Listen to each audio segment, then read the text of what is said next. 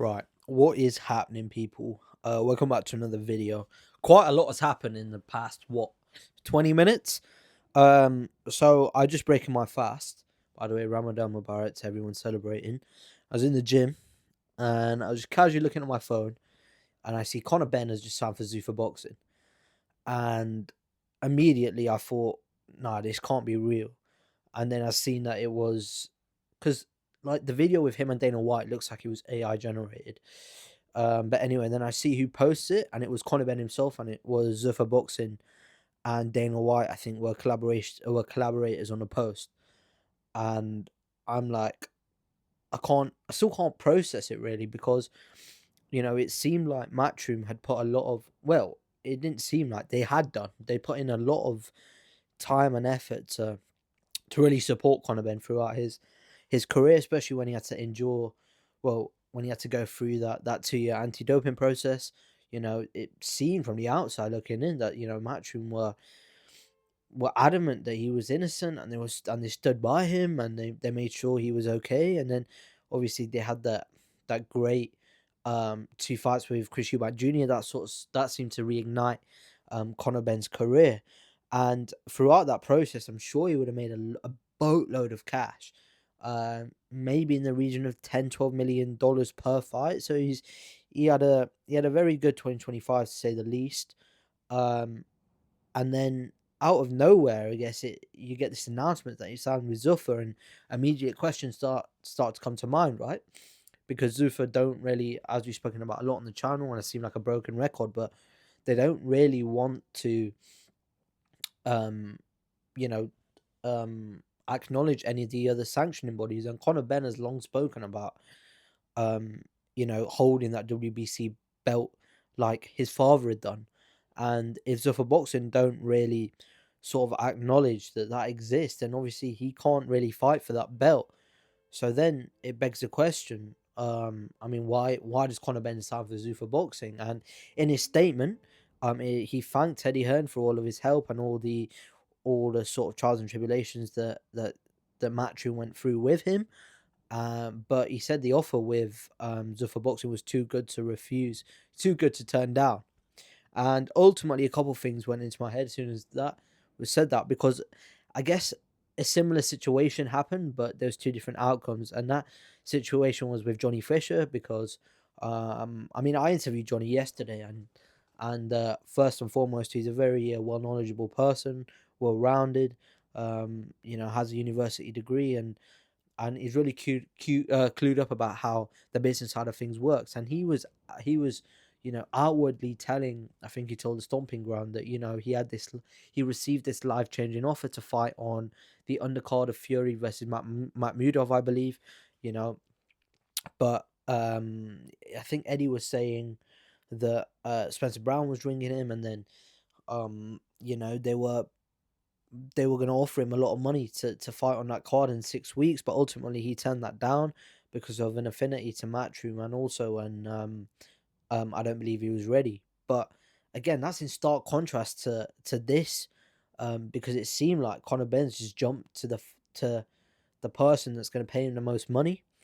But then it also brings into question about Zuffa Boxing's model, because from the fights that they've sort of put out, they had that Callum Walsh against Carlos Ocampo, and from that, you were sort of getting the idea that they were trying to build fighters that weren't going to cost them a lot of money, but ones that they can make into stars and almost sort of treat it as a business, right? But now, obviously, with the signings of Jairo Pataya, that sort of broke the mold a little bit, and then this signing with Conor Benn has broken that mold completely, because if they're offering a lot more money than Matchroom are for Conor Benn, I mean, you'd only have to think about how much money Conor Benn is getting, especially given the Saudis are in play here. So yeah, it's a very interesting move, and it's one that has a lot of moving parts. Um, I really don't know how it's going to play out, because Conor Benn was talking a little bit about, potentially facing the winner of Mario Barros against Ryan Garcia, for that elusive belt. But yeah, this brings it all into question. I know that Jai Vataya is fighting Brandon Glanson for the Zuffa Cruiserweight Championship belt. So maybe Conor Benn's first fight back is he's got the opportunity to become Zuffa champion at 147. Because he's obviously going to come down in weight from the weight they fought out with Chris Eubank Jr. So maybe he's got the opportunity to become, and that's how it was sold to him that we want to build the 147 division around you, and if they're going to build the 147 division around him, then I guess maybe from he's thinking about it again. This is me just sort of blabbing on, but maybe he's thinking about it from, I can really be the face of this sort of division and this company if I sign with these because they're relatively new, and if he can become the first 147 Zuffa belt, and if in 10-15 years time Zuffa have they've got a lot of the best fighters, and Conor Benn can turn around and say that can be his legacy. I was the first Zuffa champion. So I guess that's how Dana White was maybe sort of narrating uh his pitch to Conor Benn. But I mean, one thing for sure, he wouldn't have come cheap. So it's a very interesting move, a very left field move, and one where if you link it with Johnny Fisher, two sort of similar situations. Um, they were both presented with similar opportunities. Obviously, Conor Benn is maybe a bigger draw, but and can that doesn't mean Johnny Fisher isn't a big draw, but Conor Benn is probably arguably more, and has a lot more money in the bank than Johnny. But he's decided to jump ship.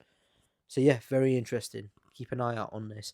I was going to come on here and I'll talk about it now, and talk about Matchroom's deal with the Zone because I had the privilege of going down to Canary Wharf um, for that inaugural event where they agreed an extension whereby the Zone would become the exclusive broadcaster for Matchroom for 5 years. I just wanted to give my immediate thoughts on the decision.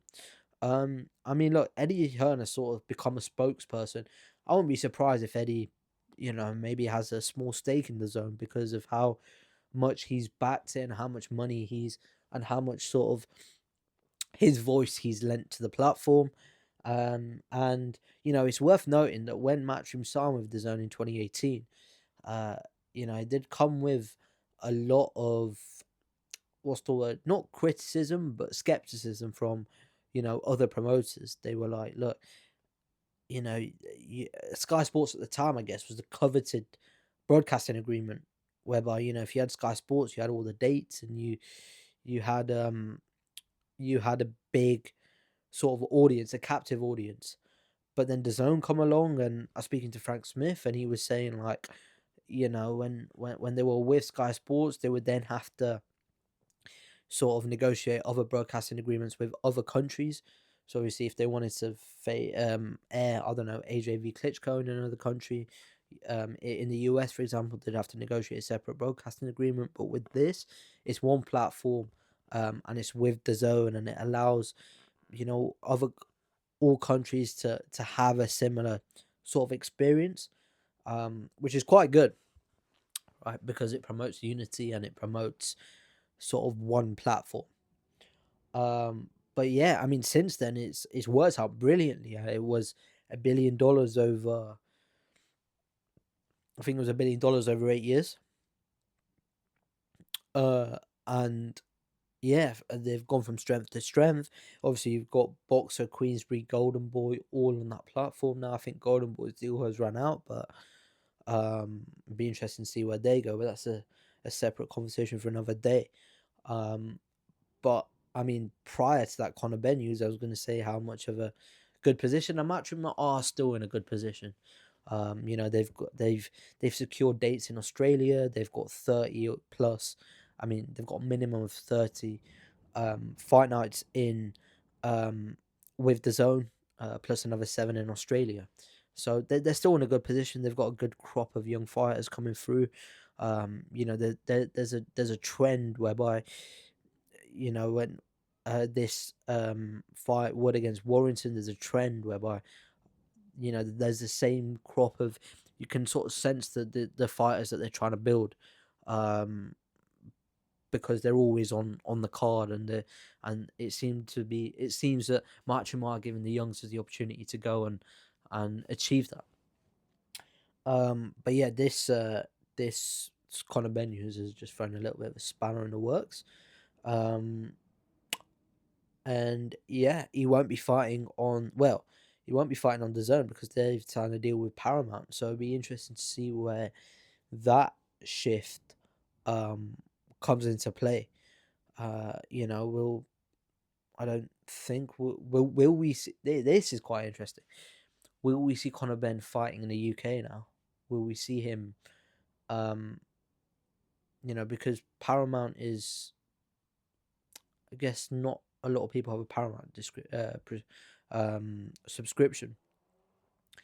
So will we see him fight in the UK? Will we see him only be exclusive to the US? He seems to have built a big US audience. Um, so yeah, very interesting, very interesting. And that's one thing as well, right? That ever since I started this page, and when was it now? A year ago, but the YouTube properly sort of got going in August, September. And I've been going to events that you got to expect the unexpected, because shit happens all the time. What else? Just a quick word on Josh Warrington against Lee Wood. I mean, that is a sellout. Apparently, you can't get anybody in. It's a true sellout. I'm a bit gutted that I didn't get media credited, but that's all right. It happens. I'll be glued to the TV and I'll be watching because the undercard is brilliant. I mean, we'll talk a little bit about the main event first. A lot of needle between the two. A lot of needle.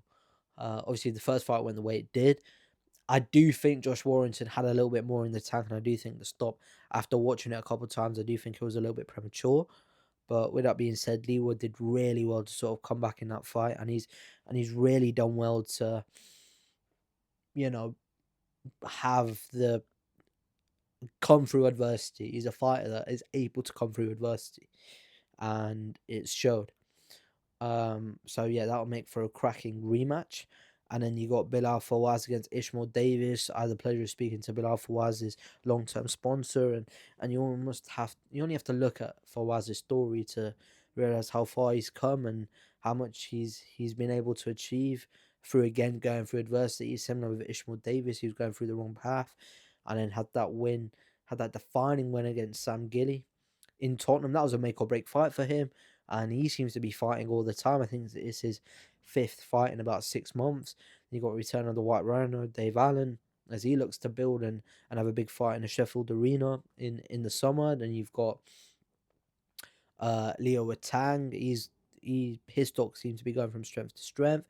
TMA Ayton, Joe Aiden, who's part of Dave Allen's sort of management group, so to speak. So yeah, a very good fight card, and one that I'm very much looking forward to. And I do think, actually, just speaking about the main event, I know I'm jumping, but I've got a lot of thoughts in my head. I do think whoever loses from this fight, they're both. I think Lee Wood's 37, Josh Warrington's 35, so they're coming to the latter end of their career, and they've really done a lot in the sport. But I do think that whoever loses is that it'll be their they'll have to bow out. Not have to, but they'll probably most likely bow out of the sport. What else? We'll finish on Ryan Garcia, who takes on Mario Barrios tomorrow in Las Vegas. I mean, that's thrown a little bit of a spanner because I would have assumed that the winner would have faced Conor Benn, but I guess that's a little bit in jeopardy now. Um, I do. I mean, it was interesting, right? Because the zone did an on the ground piece with Ryan Garcia, and it seemed like that there wasn't a lot of technical boxing happening. He seems to be going to a commercial gym all the time and sort of training, and still seems to be surrounded by a lot of people who are just around him because it helps with his ego. Um, so yeah, I mean, if a game Ryan Garcia fights tomorrow, I do think he wins. Um, but Barrios is a credible opponent. So that's another good fight. But anyway, we're 15 minutes in. We'll leave it there. Thank you guys so much for watching. Oh, make sure you like, comment, and subscribe as well. I do forget to say that, but it does help out. There's a lot of people who watch this channel that don't do that, so please do. But anyway, thank you guys for watching. Take care.